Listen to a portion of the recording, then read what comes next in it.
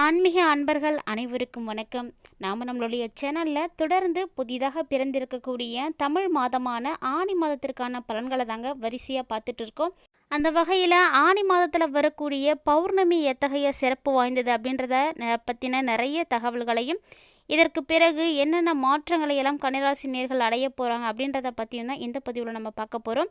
வீடியோக்குள்ளே போகிறதுக்கு முன்னாடி நீங்கள் இன்னும் நம்ம சேனலை சப்ஸ்கிரைப் பண்ணாமல் இருந்தீங்கன்னா மறக்காமல் சேனலை சப்ஸ்கிரைப் பண்ணிக்கோங்க. கூடவே பக்கத்தில் இருக்கிற பெல் ஐக்கானையும் கிளிக் பண்ணிக்கோங்க. அப்போ தான் நாங்கள் போடக்கூடிய வீடியோக்கள் எல்லாமே உங்களுக்கு நோட்டிஃபிகேஷனாக உடனுக்குடன் வந்தடையும். நீங்களும் பார்த்து பயன்பெறலாம். வாங்க வீடியோக்குள்ளே போகலாம். பொதுவாகவே தமிழ் மாதம் அப்படின்றது நவ கிரகங்களின் தலைவனாக இருக்கக்கூடிய சூரிய பகவானுடைய சஞ்சாரத்தை பொறுத்து கணக்கீடு செய்வாங்க. அதாவது சூரிய பகவான் மாதம் மாதம் தன்னுடைய இடத்தை மாற்றிப்பார். சுமார் 30 நாட்களுக்கு ஒரு முறை தன்னுடைய இடத்தை மாற்றி அமைத்துக்கக்கூடிய வல்லமை படைத்த சூரிய பகவானுடைய பெயர்ச்சி பார்த்திங்கன்னா இதை வைத்து தான் தமிழ் மாதமே கணக்கீடு செய்வாங்க. அந்த வகையில் பார்த்தோம்னா தற்போது மிதுன ராசியில் அடியெடுத்து வைத்திருக்கக்கூடிய சூரிய பகவானால் இந்த தமிழ் மாதமான ஆனி மாதமானது பிறந்திருக்குங்க.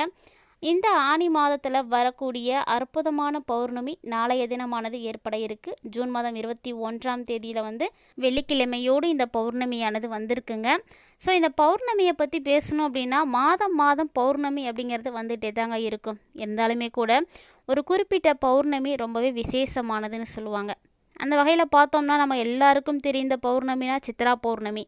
சித்ரா பௌர்ணமியை தொடர்ந்து வைகாசி மாத பௌர்ணமியும் விசேஷமானது. ஏன்னா இந்த பௌர்ணமியில் தான் முருகப்பெருமான் அவதரித்தார். அதனால் இந்த தினத்தை வைகாசி விசாகமாக நம்ம கொண்டாடிட்டு இருக்கோம்.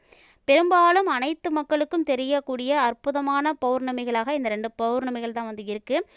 அதே போல் ஐப்பசி மாதத்தில் வரக்கூடிய பௌர்ணமியிலையும் அன்னாபிஷேகம் செய்வாங்க. அதுவும் அற்புதமான ஒரு பௌர்ணமி தான். இந்த நிலையில் தற்போது ஆனி மாதத்தில் வந்திருக்கக்கூடிய பௌர்ணமி எத்தகைய சிறப்பு வாய்ந்தது அப்படின்னு பார்த்தோம்னா, இந்த ஆனி மாத பௌர்ணமியும் ரொம்பவே அருமையான ஒரு பௌர்ணமி தாங்க. இந்த பௌர்ணமியில் நம்ம புனித நீர்களில் நீராடிட்டு வழிபாடுகள் எல்லாம் செய்தோம் அப்படின்னா நமக்கு அனைத்து விதமான நன்மைகளும் சேரும். சொல்லப்போனால் இது நிறைய பேர் பழக்கப்படுத்தியிருப்பாங்க, அவங்களுக்கு தெரியும். தெரியாதவர்கள் தெரிஞ்சுக்கோங்க. இந்த பௌர்ணமியும் அத்தகைய சிறப்பு வாய்ந்தது தான். அது மட்டும் இல்லாமல் இந்த பௌர்ணமி நாளே சிவபெருமானுக்கு உரிய அற்புதமான நாள். இந்த தினத்தில் சிவனாலயங்களுக்கு போயிட்டு வாங்க. அங்கே போயிட்டு வரும்பொழுது உங்களுக்கு நல்ல ஒரு மாற்றம் கிடைக்கும். இதனோடு பௌர்ணமி நாட்களில் அன்னதானம் செய்யுங்க. இன்னுமே நல்ல ஒரு பலன்களானது கிடைக்க ஆரம்பிக்கும். ஒரு சிலர் பார்த்திங்கன்னா பௌர்ணமி திதியானது ஆரம்பமாயிடுச்சு அப்படின்னாலே எப்பேற்பட்டாவது கிரிவலம் போயிடுவாங்க. ஏன்னா கிரிவலம் போவது அவ்வளவு சிறப்பானது. அது அண்ணாமலையார் ஆலயத்தை நம்ம வலம் வர வர நம்முடைய கஷ்டங்கள் துயரங்கள் எல்லாமே விலகி போகும்னு சொல்லுவாங்க. இதை அனுபவ ரீதியாக செய்திருக்கக்கூடியவங்களுக்கெல்லாம் ரொம்ப ரொம்ப நல்லா தெரியும். அதை பற்றி தெரிந்திருக்கக்கூடியவங்க மறக்காமல் கமெண்ட் பாக்ஸில் கமெண்ட் பண்ணுங்கள். ஏன்னா இது போல் அனுபவ ரீதியாக இருக்கக்கூடிய பலன்கள் பார்த்திங்கன்னா ரொம்பவே அற்புதமானதுன்னு சொல்லுவாங்க. நம்பிக்கை இல்லாதவர்களுக்கெல்லாம் நம்பிக்கை அளிக்கக்கூடிய ஒரு ஊக்கமாக இருக்கும். அதனால் தவறாமல் கமெண்ட் பண்ணுங்கள். இது மட்டும் இல்லாமல் ஆனி மாத பௌர்ணமியில் கிரிவலம் போவதால் நிறைய நல்ல பலன்களானது ஏற்படும். சிவனுடைய அருள் உங்களுக்கு பரிபூர்ணமாக கிடைக்கும். இது மட்டும் இல்லாமல் குழந்தை பாக்கியம் இல்லாதவர்கள் நிறைய பேர் கிரிவலம் போவாங்க. இது மாதிரி செய்வதால் நல்ல ஒரு பலன் கிடைக்கும். அண்ணாமலையாரோட அருளால் அவர்களுக்கு விரைவில் அந்த புத்திர பாக்கியம் அப்படிங்கிறது ஏற்படும். அந்த வகையில் தற்போது ஆனி மாதத்தில் அடியெடுத்து வைத்திருக்கக்கூடிய நிலையில் என்ன மாதிரியான பலன்களை எல்லாம் கன்னிராசி நேயர்கள் அடைய போகிறாங்க அப்படின்னு தான் இப்போ நம்ம பார்க்க போகிறோம். பதிவு பார்த்திங்கன்னா ரொம்பவே இன்ட்ரெஸ்டிங்காக இருக்கும். ஸோ ஸ்கிப் பண்ணிடாமல் முழுமையாக பாருங்கள். வாங்க வீடியோக்குள்ளே போகலாம். இந்த ஆனி மாதத்தில் சூரியன் மிதுனத்தில் பிரவேசிப்பார். மிதுனம் அப்படிங்கிறது காலபுருஷனுக்கு 3வது பாவம். அதாவது வெற்றி பெறுவது, நினைத்த காரியங்களை நடத்தி முடிப்பது, இளைய சகோதரத்தை குறிக்கக்கூடிய அற்புதமான ஒரு இடம். அதனால் புதன் வீடாக இருப்பதால் புத்தி கூர்மை, அறிவு, ஆற்றல், படித்த மேதைகள், கணக்கு வழக்கு, தொடர்பு கொள்ளுதல், நீண்ட தூர பிரயாணம், சாதுரியமாக பேசுதல், சாமர்த்தியமாக நடந்துக்கிறது, இயல், இசை, நாடகம், காதல், நகைச்சுவை போன்ற அனைத்து விதமான தன்மைகளும் உள்ளடக்கியது. இந்த மிதுன ராசியில் எந்த கிரகமுமே நீச்சம் பெறுவது கிடையாது, உச்சம் பெறுவதும் கிடையாதுங்க. ஒரு ராசியில் எந்த ஒரு கிரகமும் நீச்சம் பெறாமல் இருப்பது அந்த ராசி சுத்தமான ராசி அப்படின்னு சொல்லக்கூடிய ஒரு அற்புதமான ராசி. அப்படிப்பட்ட ராசிக்காரர்கள் தான் இந்த சூரியன் இப்போ பிரவேசிக்கிறாரு. இந்த முறையில் உங்களுக்கு ரொம்பவே அற்புதமான பலன்கள் தாங்க கிடைக்க போகுது. கன்னிராசி நேயர்களை பொறுத்த வரைக்கும் உங்களுடைய ராசிக்கு சூரியன் 10வது வீட்டில் தற்போது வந்து அமர்ந்திருக்காரு. அதாவது 12ஆம் அதிபதியாக இருக்கக்கூடியவர் 10வது வீட்டில் அமர்வதால் காய்கறி வியாபாரங்கள் செய்யக்கூடியவர்கள், திரவ பொருட்களை வைத்து வியாபாரம் செய்யக்கூடியவங்க, கூல்ட்ரிங்க்ஸ் கடை நடத்தக்கூடியவங்க, இவங்களுக்கெல்லாம் அமோகமான காலகட்டம் அப்படின்னு இந்த காலகட்டத்தை சொல்லலாம். இது நீங்கள் நினைக்கக்கூடிய வியாபாரத்தை எட்டி அதன் மூலமாக நல்ல ஒரு வருவாயை வந்து சம்பாதிக்க முடியுங்க. கன்னிராசியில் ஏற்கனவே கேது பகவான் அமர்ந்து சற்று சோர்வுகளை எல்லாம் ஏற்படுத்திட்டு இருக்காரு. இருந்தாலுமே குரு பகவான் 9வது வீட்டில் அமர்ந்து அவருடைய பார்வையை வந்து உங்களுடைய ராசிக்கு வந்து கொடுத்துட்ருக்காங்க. இதனால் சங்கடங்கள் வருவது போல தான் இருக்கும். ஆனால் அதை அப்போவே வந்து விலகி போயிடுங்க. புதிதாக வாகனம் வாங்கிறதுக்கான வாய்ப்புகள் எல்லாம் ஏற்படும். அதே போல் திருமண பாக்கியமானது கைகூடி வரத்துக்கும் நிறைய வாய்ப்புகளானது இருக்குது. கன்னிராசியில் இருக்கக்கூடியவங்களுக்கெல்லாம் இந்த ஆனி மாதத்தில் எதிர்பாராத விதத்தில் பல ஆதாயங்கள் வந்து நடக்க ஆரம்பிக்குங்க. அதாவது வேலை தொடர்பான விஷயத்தில் வெளியூர் போகிறதுக்கும் நிறைய வாய்ப்பெல்லாம் இருக்குது. இதெல்லாம் இல்லாமல் வியாபாரத்தில் நல்ல ஒரு முன்னேற்றத்தை வந்து பார்ப்பீங்க. ஆனாலுமே கூட ஒரு சில பண விஷயங்களில் நஷ்டத்தை வந்து சந்திக்கிறதுக்கும் வாய்ப்பு இருக்குது. ஸோ நீங்கள் வந்து கவனமாக வந்து ஹேண்டில் பண்ணிக்கோங்க.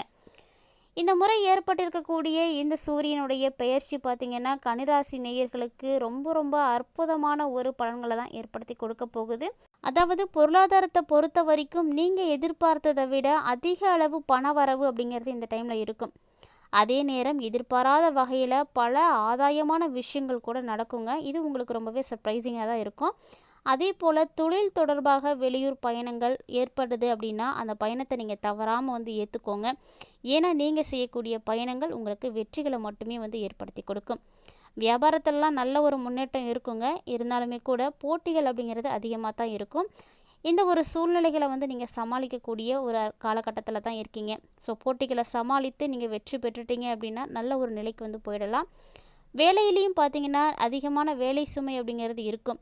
இருந்தாலுமே கூட அந்த வேலைகளை கண்டிப்பாக உங்களால் திறமையோடு வந்து செய்து முடிக்க முடியும். இதனால் எதிர்பார்த்த சலுகைகள் கூட உங்களுக்கு கிடைக்க ஆரம்பிக்கும். இது வரைக்கும் நீங்கள் இழந்த மதிப்பையும் மரியாதையும் பெறக்கூடிய அற்புதமான ஒரு மாதமாக இந்த ஆனி மாதம் வந்து அமைஞ்சிருக்கு. மேலும் பணம் விஷயத்தில் மட்டும் கவனமாக இருங்க. கொடுக்கல் வாங்கல்லாம் ரொம்ப ரொம்ப நீங்கள் கவனமாக செயல்படணும். குடும்பத்தில் பொறுத்த வரைக்கும் ஒருவருக்கொருவர் அனுசரித்து நடந்துக்கோங்க. கணவன் மனைவியுடைய உறவில் அது வந்து ஒரு பிரிவை ஏற்படுத்தாமல் வந்து இருக்கும். அதனோடு உங்களுக்கு உடல் ஆரோக்கியத்தில் கூடுதலான கவனம் வந்து இருக்கணும். எப்பவுமே நீங்கள் கவனமாக இருந்தாலுமே கூட இந்த மாதம் இன்னுமே கூடுதலான கவனத்தோடு இருங்க.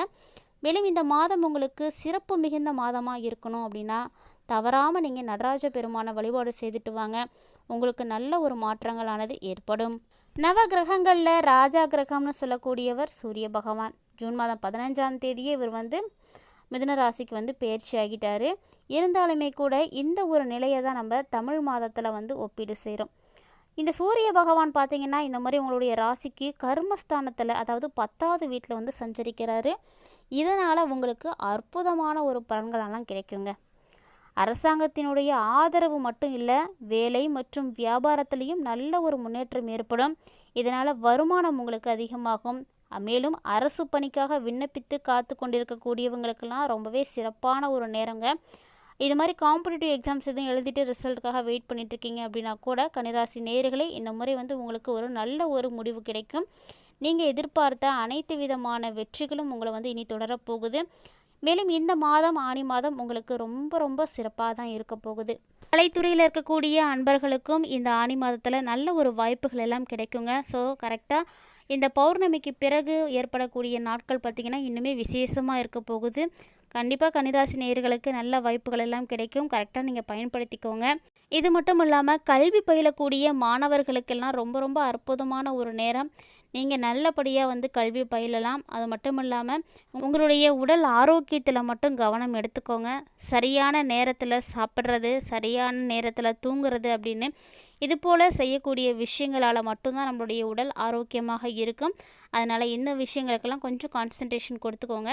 மொத்தத்தில் கன்னிராசி நேயர்களுக்கு ஆனி மாதம் ரொம்பவே அற்புதமாக தாங்க அமைஞ்சிருக்கு. இந்த வீடியோ பதிவின் மூலமாக ஆனி மாதத்தில் என்ன மாதிரியான பலன்களை எல்லாம் கன்னிராசி நேயர்கள் அடைய போகிறாங்க அப்படின்றத பற்றி தெளிவாக தெரிஞ்சுட்ருப்பீங்கன்னு நினைக்கிறேன். வீடியோ பிடிச்சிருந்தால் லைக் பண்ணுங்கள், ஷேர் பண்ணுங்கள், மறக்காமல் கமெண்ட் பண்ணுங்கள். மேலும் இது போன்ற சுவாரஸ்யமான தகவல்களை எல்லாம் உடனுக்குடன் தெரிஞ்சுக்கிறதுக்காக நம்மளுடைய சேனலை சப்ஸ்கிரைப் பண்ணிவிட்டு கண்டினியூஸாக ஃபாலோ பண்ணிக்கோங்க.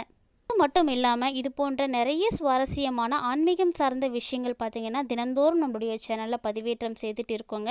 இன்னும் நீங்கள் அந்த பதிவுகளெல்லாம் பார்க்கல அப்படின்னா மறக்காமல் நம்ம சேனலை விசிட் பண்ணி பாருங்கள். உங்களுக்கு பிடிச்சிருந்தா ஃப்ரெண்ட்ஸ் அண்ட் ஃபேமிலியோட ஷேர் பண்ணிக்கோங்க, அவர்களும் பார்த்து பயன்பெறட்டும். மீண்டும் இது போன்ற சுவாரஸ்யமான தகவல்களோட மற்றொரு பதிவில் சந்திக்கலாம்.